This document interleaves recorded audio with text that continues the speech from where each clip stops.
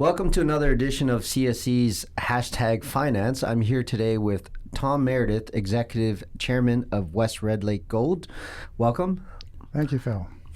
Now, you have the distinct honor of being the first issuer to have opened the market today at the top of the CSE offices on the 72nd floor of the First Canadian Place. So what was that like? Well, it's great to be doing an opening for the CSE as the first mining company. We listed on the exchange 12 years ago, so I think we were one of your early mining companies on the exchange. So it's an honor to be here 12 years later. 12 years is fantastic. Thank you very much for your patronage, and as much as possible, we'd like to be able to highlight all the people who have helped us along the way. So once again, thank you. Let's talk a bit about West Red Lake Gold. So ticker is CSE RLG, and you have been with us for 12 years. But maybe tell us a bit about, first of all, your background and how you got to where you are right now. I guess it's really started. I started in the mining industry. My background is really finance and business management. My family was in the mining finance industry. So I came into the industry through following family footsteps. And a few years ago, my previous company was VG Gold, which became Lexham VG Gold. We had a project in Timmins, had 4 former producing mines in Timmins. And then we ultimately merged with Lexham VG Gold, which is now became Lexham VG Gold and is now part of McEwen Mining. So that was a success for our shareholders. That occurred in 2011. And in 2012, I was then left the company and was recruited by the major shareholders of this company, West Red Lake Gold, in late 2013 to come along and try and redo what we did with VG Gold as a way to make a success for the shareholders. So that's what we've been working on for the last 5 years at West Red Lake. Yeah, and from so you've been involved in mining a good amount of time. So it's nice to see that you've had a couple successes. Tell me more about Red Lake itself. I know that in itself is one of the more proficient gold areas. Yes, well, it's in the Canadian Shield. The Canadian Shield covers northern Ontario, northern Quebec, northern Manitoba, and a little bit of northern Saskatchewan. So it's a big region, and it has within it distinct gold belts.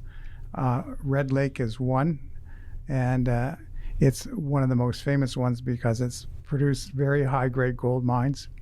The best known one is Goldcorp, which had the Red Lake mine, and in 1995, roughly, or the early 90s, they made a discovery of a gold zone there in an existing mine, but it was at the bottom of the mine, and this zone was really only about 30 or 40 meters long and maybe 30 meters wide, but it took the value of the company from $50 million to $8 billion on one gold zone. Oh, wow.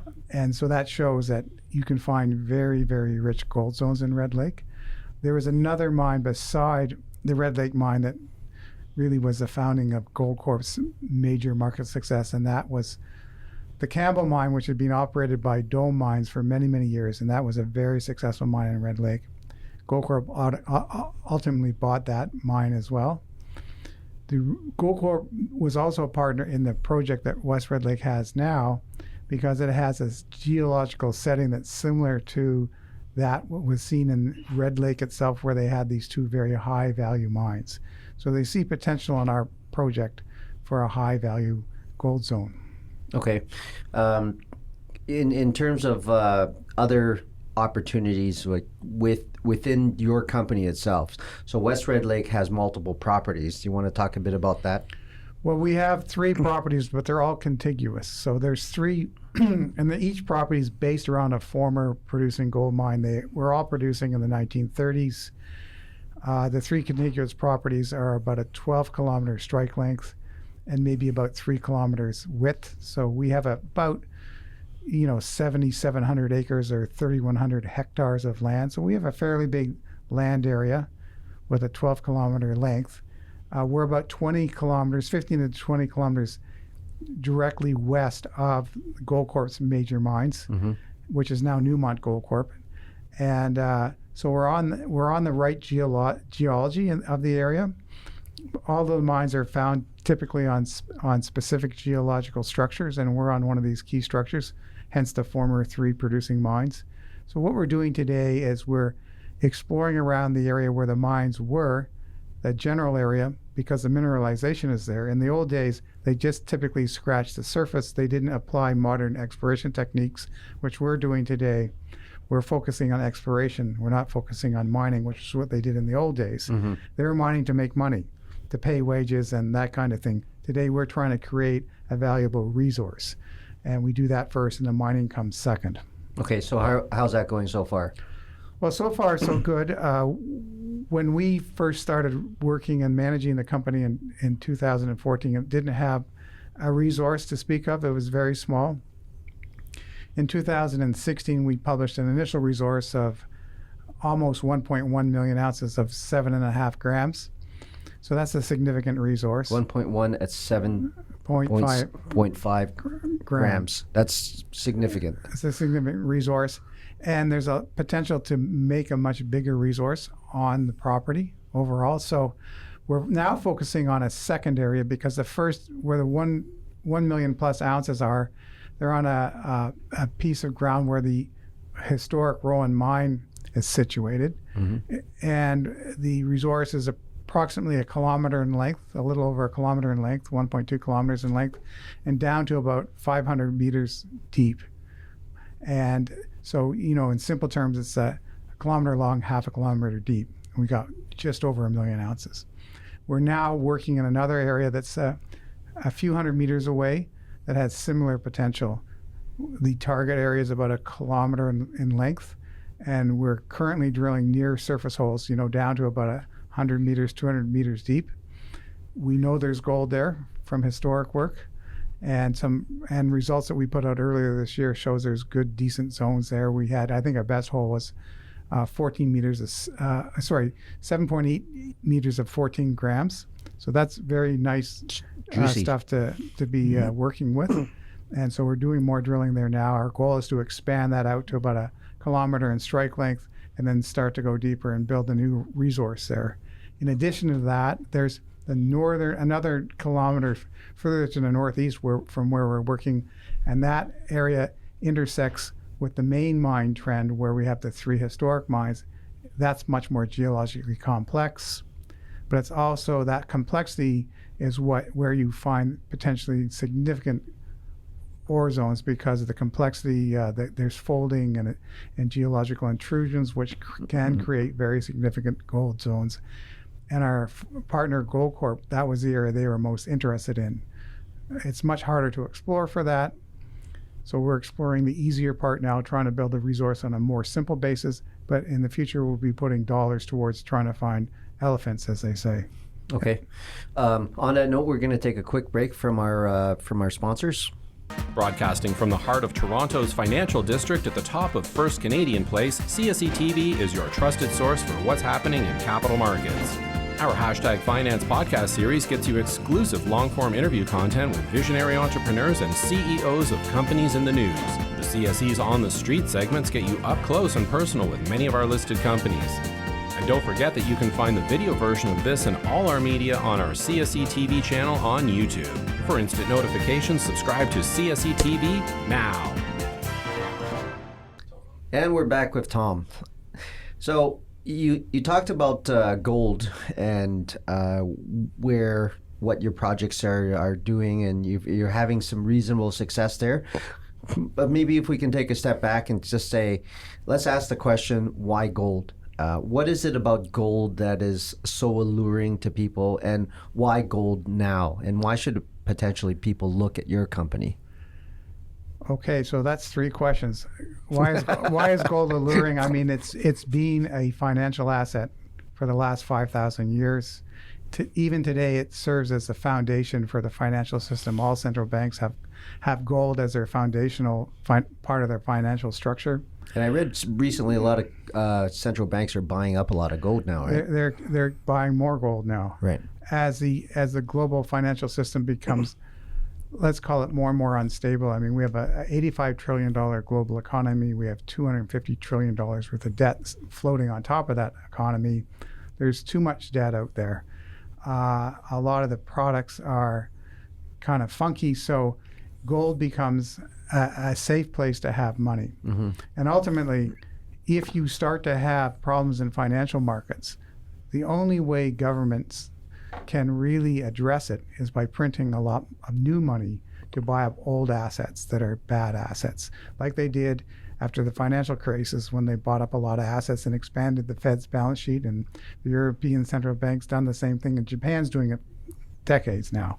So when you end up with a lot of bad financial assets, they have to print a lot of new money. You can't print new gold. And gold's been around for 5,000 years. So gold becomes attractive just because it's a safe haven asset, number one. Number two, gold is attractive just to the financial markets because when you have declining interest rates, and in Europe you now have negative interest rates. So if you're a pension fund manager or an insurance company or some other type of investment manager, you don't really want to buy bonds with negative rate of return. Gold does not have a negative rate of return. So that's more attractive than AAA bonds in Europe with a negative rate of return. Mm-hmm. So money is flowing into gold for that reason too. And that's essentially the bond market. The bond market treats gold as a AAA zero coupon bond. So there's flows going into gold, and there'll be more flows going into gold as interest rates continue to go down. Central banks are signaling around the world that they're not only cutting rates, they're going to be cutting them more in the future. So capital flows are coming into the gold sector. Mm-hmm. So right now you would say if I gave you $1 million right now, invest in gold, right? So do you buy bullion or do you buy a company? Well, there's a cycle. There's an investment cycle in gold itself. And so it depends on your risk tolerance, but gold bullion has gone up from $1,350, where it was at the top of its range for the past 6 years, all the way up to $1,550. Mm-hmm. It's taking a bit of a rest now, really a sideways correction. It's not so far a correction in price, it's just a correction in time. We may see a correction in price, and people are saying it could go down to $1,420 or somewhere in that range. But after that occurs, there's an anticipation that gold will then make another leg upwards to, say, $1,700. And savvy market investors that I've been talking to, who are agnostic about what they invest in, but they just want to invest in things that go up in price, mm-hmm. see ultimately a price of $2,200 for gold in this investment cycle. So we're in the first breather stage now of a bull market.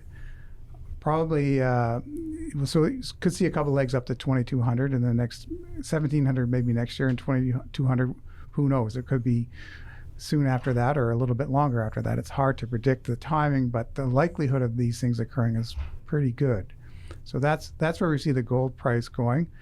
Stocks, bigger stocks tend to move first, and if you look at Barrick Gold, in the past 6 months it doubled in price. So it's had a really big move. All of the senior stocks that I follow in North America, Barrick, Newmont, Agnico Eagle, about a month ago, they're making successive new highs almost every day, certainly weekly. So capital was definitely flowing into those stocks. The mid-tier stocks weren't necessarily making new highs, but they'd started to move up, and the juniors hadn't moved at all. Mm-hmm. Mm-hmm. A little later on in the cycle, let's say gold makes its next move up and goes towards 1,700. The money will start to flow into juniors, and when it does, they'll virtually double overnight and then keep going up. So the juniors move last, but they also move the most, and they move a little bit later in the cycle. Okay. So in terms of if an investor is looking at your company right now, give me 3 reasons why someone should look at your company then. Sure. It's actually fairly simple. The best thing to do is to look at what is the size of the resource and what is the market value of that resource. So currently, the market value of our resource that's an ounce of gold in the ground. What is the market paying right now? So right now they're paying around $15 an ounce. In a strong market, they'll pay up to 10 times that. So the average of, so you could see a move to $50 from $15 as not a big move in terms of, how high could these things go. So $50 would be an initial stopping point, but likelihood, ultimately when the market is in full cycle, you're going to see north of $100 an ounce for gold in the ground, particularly if gold is trading at $2,200 an ounce. A simpler way to look at it is 10% of the metal value. So if gold is now at $1,500 an ounce US, in a strong market, you can see 10% of the metal value in the ground, which would be $150. And we're trading at sort of a tenth of that. If gold price goes even higher, then the ounce in the ground is worth more. So there's a combination of rising gold prices and also capital flows moving into the sector can drive share prices much higher based on what is the value of gold in the ground right now. And ours is pretty much at the bottom. So we have a lot of room to move up just based on that simple metric. And what's actually happening on the property at this point? Well, we're doing drilling exploration. We have one deposit with 1.1 million ounces, nearly 1.1 million ounces. We're starting to drill a new deposit so that we can add more ounces. So we have more ounces in the ground. Therefore, we can potentially create more value for our shareholders and future people who would ultimately want to buy the company to put it into production. So there's two ways to look at it. One is, what can I buy at price an ounce of gold in the ground at in a good jurisdiction in Canada? So it's a safe jurisdiction. It's an proven gold district. And the other is, what's the end game for the company? So a short-term trader is going to look at it and say, well, I can buy it for $15 an ounce in the ground, and I think the price of gold in the ground is going to go much higher. A longer-term person might look at it and say, is this company going to get bought by a major or a mid-tier, most likely a mid-tier for us, and are they going to pay a premium price sometime down the road after they've found more ounces and develop the project? Right. That's a longer-term play for management. Okay. On that note, I think we're going to finish this off, but I really appreciate your time today. Thank you very much. Congratulations on being the first mining issuer to open the market today. And, thank you very much for your patronage over the last 12 years. It's been our pleasure, Phil. Hi, it's Grace from the CSE reminding you to make sure to follow us on social media for the latest updates on our listed companies as well as new listing alerts.